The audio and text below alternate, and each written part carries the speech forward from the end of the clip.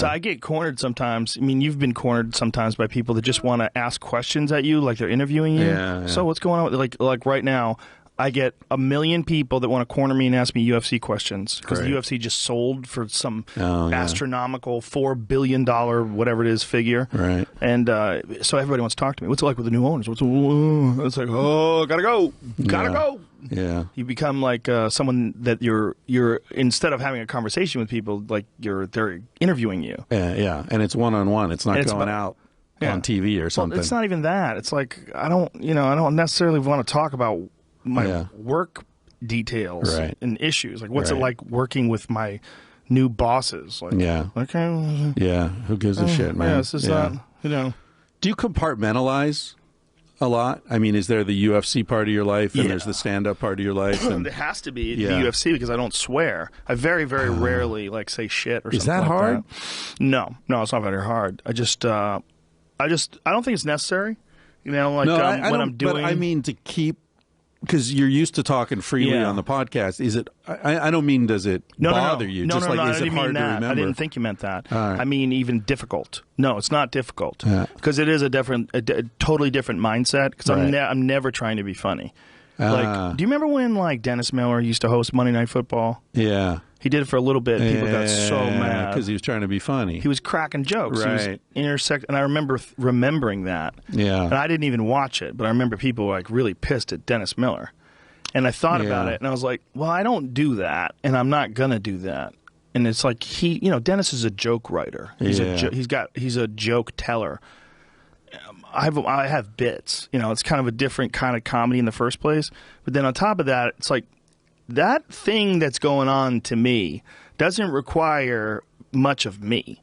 What it requires is me to explain things. Right. That's it. Right. So it doesn't require personality or flair or senses of humor or unique points of view unless I recognize something, like a pattern that's happening in a fight that allows the people at home to enjoy it more, and it allows the person who's fighting, the two people that are fighting, it represents them in an honorable way. Yeah. So that's my goal. That's all I'm trying to do when I'm there. I'm just trying to do my best to give justice to what I'm seeing and you to honor. You do a great job of that. I mean, I'm not into UFC. I've started watching it since I've been hanging out with you, and I've gotten to know some of the personalities, and I've watched the whole Ronda Rousey thing and this guy, the Irish guy. Conor McGregor. Yeah. You fuck. Yeah. So it's pretty compelling.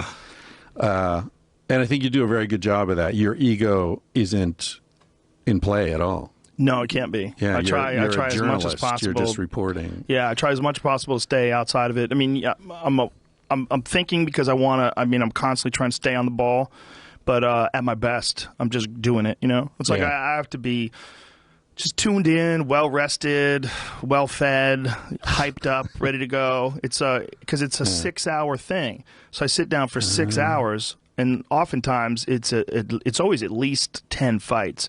It's usually 11 or 12. And you do all? Yeah, you do all of them. All of them they from don't the beginning. Just bring you in for the last few? No, I actually like doing it that way. Because what happens is I get warmed up. So I do like the first fight. Because like sometimes fighting is so crazy, you have to go, oh yeah, okay, there's a fight going on.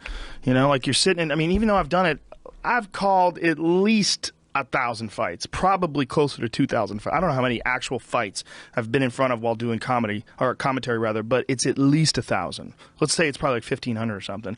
But even though that's the case, to this day, when one starts, I go, okay, this is a fight. This is what's going on. And by the 5th fight of the night, I'm totally in the groove, and I'm just laser focused, concentrating on the action, trying to pick the right words, trying to describe it in the right way, and trying to give that perspective to someone at home that might not be seeing something that I might be seeing. Yeah, well, especially all the wrestling, grappling techniques. That's a big part of it. Yeah, that's a big part of it. People are used to seeing boxing and they know what an uppercut is or a hook or whatever. But yeah, when they get on the ground, I have no idea what's going on. And you're talking about the arm bar and the, this and that.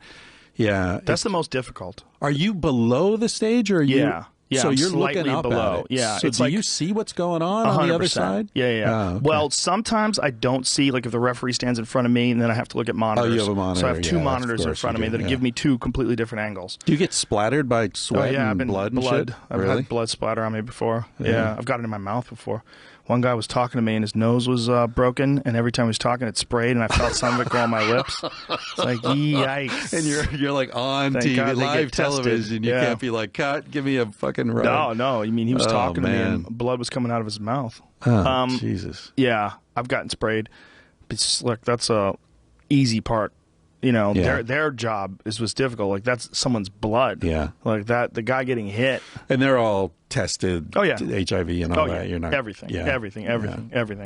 And you know, guys have been stopped from fighting because of certain things that have come up in those tests. Diseases and all kinds of shit. Yeah. Sure. Hepatitis for sure. Some organizations have, you know, pulled guys off cards because they found they have you should. Infectious diseases. Because that'll go blood to blood. That's a bad thing to be getting. Staph infections are a real big deal, too. Sometimes people will get staph from the fighter they're fighting, and you find out the guy had a staph sore, and he wasn't alerting anybody to it. That happens. And a lot of that's antibiotic resistant now. Yep. Yeah. Staph is scary stuff. Yeah. And it's one of those things that sort of rarely gets discussed.